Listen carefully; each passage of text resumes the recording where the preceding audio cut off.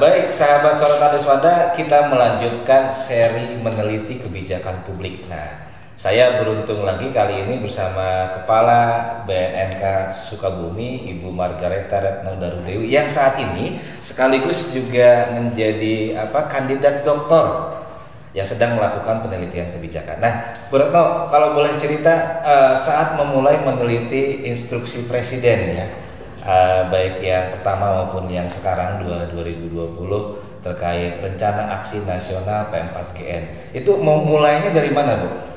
Iya, gini Pak Riswanda.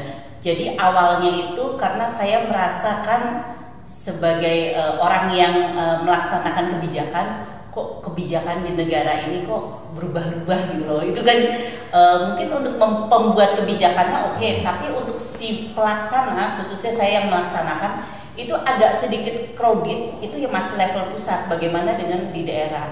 Atas dasar itu saya tertarik untuk meneliti sebuah kebijakan, khususnya kebijakan publik ya, bagaimana kebijakan publik itu harus efektif sehingga bisa dikerjakan di level sampai ke level bawah gitu Pak. Jadi Bu Retno berawal dari kompleksitas solusi yang ingin dikejar oleh si regulasi produk regulasi tadi ya, dalam hal ini kan Inpres 6 2018 dan Inpres 2 2020 sebagai lanjutannya. Lalu kemudian apa saja yang Bu Retno lakukan saat meneliti kedua Inpres tadi?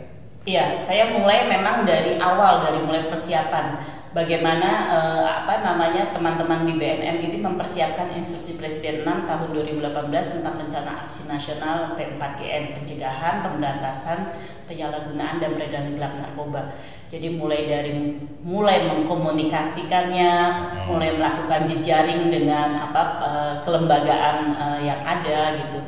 Sampai akhirnya berlanjut dari Inpres 6 ke Inpres 2. Itu ternyata bagaimana pelaksanaan di wilayah, kan kalau lihat dari pusat terus sampai di provinsi sampai ke wilayah ke Sukabumi gitu. Jadi ada pilihan komunikasi kebijakan, jejaring kebijakan atau policy network ya, itu yang ingin dibidik Bu Retno untuk dikaji lebih dalam. Nah, sikap Pak. Oh, sikap kebijakan juga ya. Sikap baik yang si pelaksana maupun sampai ke bawah-bawah yang menerima mandatorinya itu. Oke.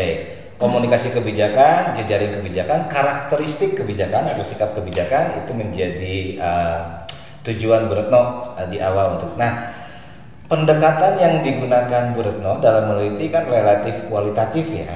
Kualitatif. Pendalaman atau pencarian insights terhadap tadi yang disebutkan, apa yang mungkin menjadi akar masalah pelaksanaan kebijakan ini. Boleh cerita Bu Retno apa aja kira-kira secara garis besar hasilnya? Iya, kenapa tertarik dengan kualitatif? Karena memang penelitian kualitatif itu kan lebih dalam dan memang pendekatannya melalui metode PAR ya, partisipasi aktif research ya, dimana karena saya sendiri juga yang menjalankan dan melaksanakan, juga saya ambil bagian, makanya pendekatannya melalui PAR itu Pak Paris.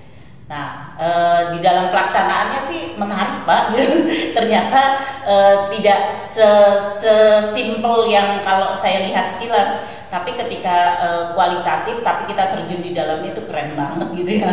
Jadi kuncinya adalah bagaimana si peneliti blending in gitu ya, iya, pada objek yang menjadi penelitian, iya, objek penelitiannya. Gimana Bu Retno? Karena kan ada privilege bahwa Bu Retno di sini meneliti lingkup di mana Bu Retno bekerja secara profesional, yaitu Badan Narkotika Nasional. Nah, gimana, apa yang bisa di-share pada peneliti kualitatif nih, peneliti kebijakan saat menggunakan participatory action research atau riset aksi, gimana Bu? Apa yang menjadi ini? Jadi kan kalau PAR itu kan karena kitanya si penelitinya juga terjun di dalamnya, bahwa kita sendiri punya pandangan, kita sendiri punya nilai-nilai dan kita sendiri bisa merasakan. Tetapi kita juga sebagai peneliti, kita kan juga meminta masukan dari informan-informan yang ada. Nah, ketika informasi-informasi itu masuk, itu bisa menjadi memperkaya si penelitian itu sendiri. Kitanya juga merasakan, tetapi kita juga mendengar dari para informan yang ternyata tidak banyak juga gitu perbedaannya gitu. Nah, itu yang menjadi keunikan, saya rasa itu kelebihannya dari kualitatif melalui pendekatan metode PAR ya. Kan memang selama ini sih belum pernah pakai metode itu Pak Riz, tapi dengan adanya metode ini menjadi satu nilai tambah gitu, karena kitanya sendiri masuk di dalamnya gitu.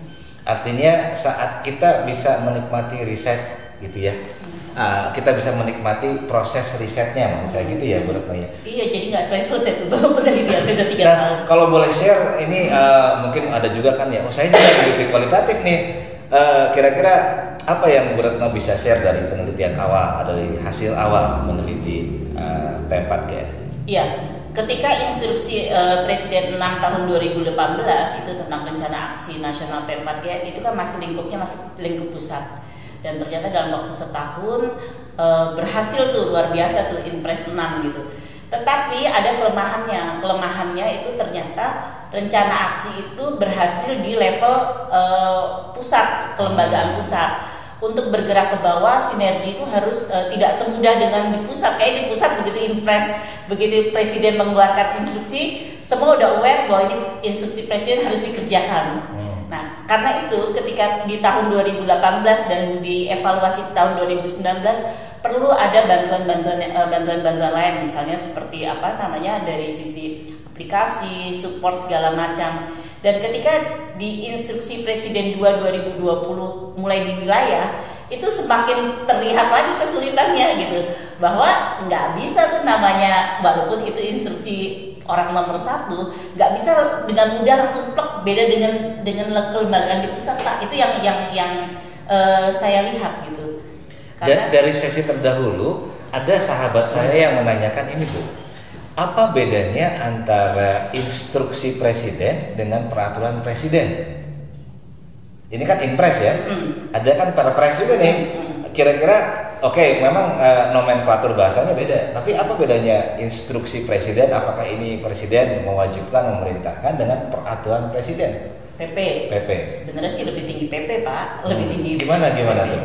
Tetapi memang kita itu bicara bukan di masalah kayak peraturan pemerintah gitu. Terus bukan masalah level itu, tapi bagaimana kita lebih menekankan kepada bagaimana si rencana aksinya itu bergerak gitu, berhasil nggak gitu. Lebih bukan di kekuatan sebuah regulasi, bukan, tapi bagaimana ini pelaksanaannya, lebih ke situ Pak, lebih ke lebih ke levelnya seperti itu. Karena begitu instruksi presiden langsung direspon oleh beberapa kementerian lainnya, misalnya contohnya Permendagri 19 tahun 2019 gitu ya, itu langsung direspon Permendes gitu. Jadi sebuah instruksi, sebuah kebijakan kalau di level pemerintahan pusat itu udah langsung direspon. Itu kerennya pemerintahan pusat itu seperti itu Pak.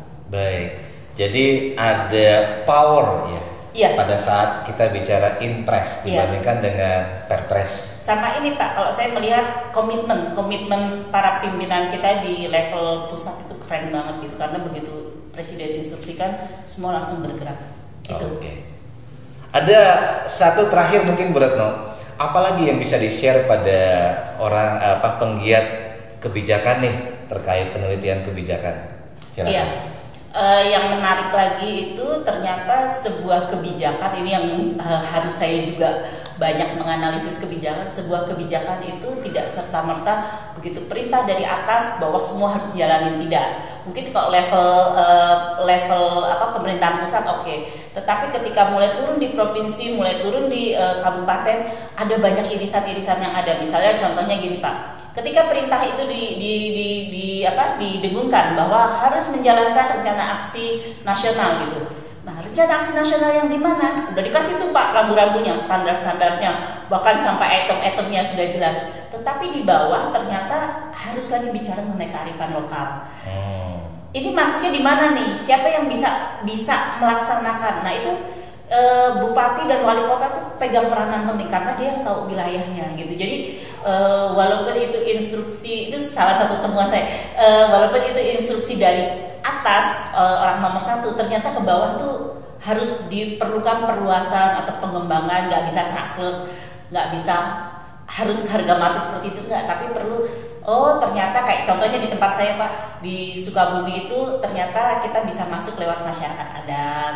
Ternyata kita masuk lewat tokoh agama. Nah itu setiap wilayah itu beda-beda. Baik, artinya pada saat kita ingin mencari tahu apa saja ragam tafsir terhadap sebuah produk regulasi kebijakan, pendekatan kualitatif cocok ya. Cocok. Karena kan kita perlu mendalami ya, lingkup. Kalau untuk apalagi untuk yang ke wilayah dan ke dalam, saya rasa masih kualitatif, Pak. Kalau kuantitatif itu menurut saya kurang ini, kecuali kalau misalnya malah kalau dari pusat mau ngelihat gitu ya secara general, oke, kuantitatif, tapi harus ditambah juga Pak, nggak bisa kuantitatif doang. Jadi mungkin mix kali ya, jadi ada kuantitatifnya diperkuat oleh kualitatifnya. Tapi kalau untuk lebih detailnya, kalau saya sih lebih prefer untuk kualitatif karena melihat kedalamannya Pak. Baik, terima kasih Bu Retno. Ya. Thick description atau deskripsi yang narasi yang komplit gitu ya, itu yang dipisahkan oleh Geertz dalam beberapa karya tulisnya. Terima kasih Bu Retno. Semoga ini juga bisa menjadi reflection untuk keberlanjutan penulisan disertasi Bu Retno dan menjadi lesson learned untuk mereka yang saat ini sedang melakukan penelitian kebijakan dengan metode kualitatif.